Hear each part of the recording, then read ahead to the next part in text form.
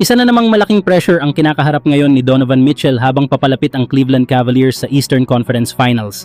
Isang panalo na lang laban sa Detroit Pistons at tuluyan na silang makakaharap ng New York Knicks.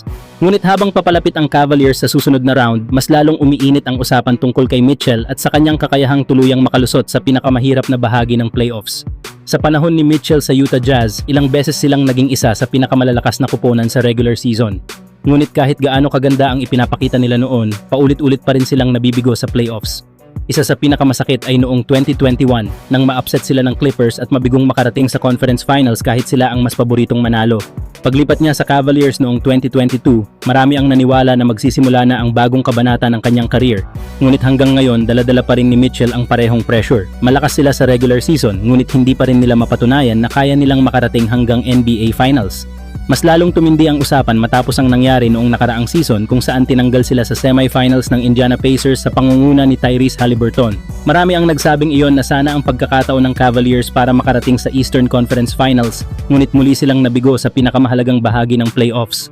At ngayon, muling bumabalik ang tanong, mauulit na naman ba ang nangyari noong nakaraang season? Ang kaibahan ngayon, kasama na ni Donovan Mitchell si James Harden sa Cavaliers, isang veteranong superstar na kilala sa kanyang playmaking at karanasan sa playoffs. Para sa maraming fans, ito na marahil ang kulang sa Cleveland noong mga nakaraang taon. Isang player na kayang tumulong sa pagkontrol ng laro sa crucial moments at bawasan ang sobrang pressure na pasan ni Mitchell. Ngunit kahit nandyan na si Harden, hindi pa rin nawawala ang duda ng ilan. Pareho silang may mga naging kabiguan sa postseason at pareho ring matagal nang hinahabol ang NBA Finals. Kaya ngayong isang panalo na lang ang layo nila mula sa Eastern Conference Finals, mas lalong mabigat ang pressure sa dalawang superstar.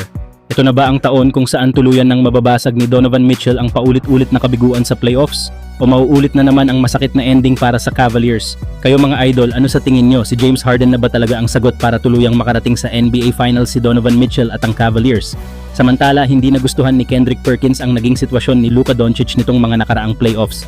Sa isang matapang na pahayag, ikinumpara pa ni Perkins si Luka kay Joel Embiid pagdating sa availability at pagiging laging may injury sa pinakamahalagang bahagi ng season.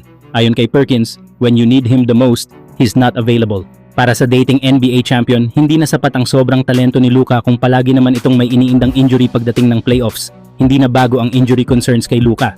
Noong mga nakaraang season pa lamang ay nagkaroon na siya ng problema sa calf strain, ankle issues, knee soreness at conditioning concerns. Nitong huli naman, malaking problema ang kanyang hamstring injury, dahilan para hindi siya makalaro sa playoffs. Isa rin sa madalas punahin kay Luka ay ang kanyang timbang at conditioning. Marami ang naniniwalang isa ito sa dahilan kung bakit mas nagiging prone siya sa injuries.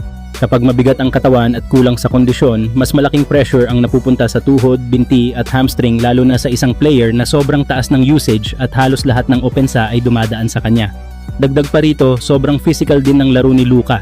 Madalas siyang sumalo ng contact, bumababad ng mahahabang minuto at halos siya ang gumagawa ng lahat para sa kanyang koponan. Dahil dito, mabilis mapagod ang kanyang katawan kapag dumating ang playoffs. Kaya para kay Perkins, kung hindi maaayos ni Luka ang kanyang conditioning at health management, hindi malayong maranasan niya ang parehong sitwasyon ni Joel Embiid, isang superstar na kada season ay may injury concerns lalo na sa playoffs kung kailan siya pinakakailangan ng kanyang team.